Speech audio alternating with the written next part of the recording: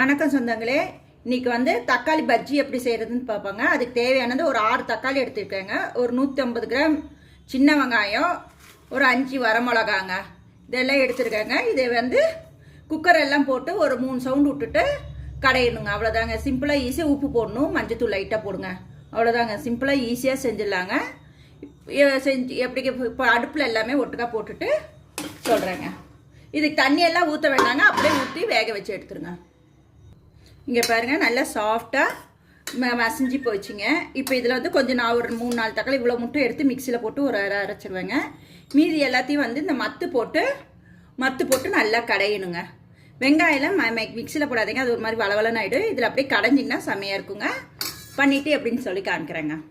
ஒரு 3 தக்காளி அளவுக்கு, இந்த அளவுக்கு வந்து நான் தக்காளி எடுத்து மிக்சியில் 6 நட்டி போட்டு காமிக்கிறேங்க. இப்போ பாருங்கள், தக்காளி எல்லாமே கடைஞ்சிருச்சுங்க. பாருங்கள், வெங்காயம்லாம் ஒன்று கூட இல்லாமல் நல்லா மசிஞ்சிச்சு. ஏன்னா நம்ம வணக்கல இல்லைங்களா, பச்சையாக போட்டதுனால நல்லா நைஸாக மசிஞ்சிடுங்க. மத்தில் போட்டு மசிஞ்சாலே இப்போ ரெடி ஆயிடுச்சுங்க. இப்போ வந்து தாளிப்பு வந்து கடுகும் கறிவேப்பிலை மட்டும் போட்டு தாளித்து ஃபினிஷ் பண்ணிட வேண்டியதாங்க. அவ்வளோதாங்க, முடிஞ்சிடுச்சுங்க. நன்றி. செஞ்சு பார்த்துட்டு எப்படி இருக்குன்னு சொல்லுங்கள். பாருங்கள், இப்போ ரெடி ஆயிடுச்சுங்க.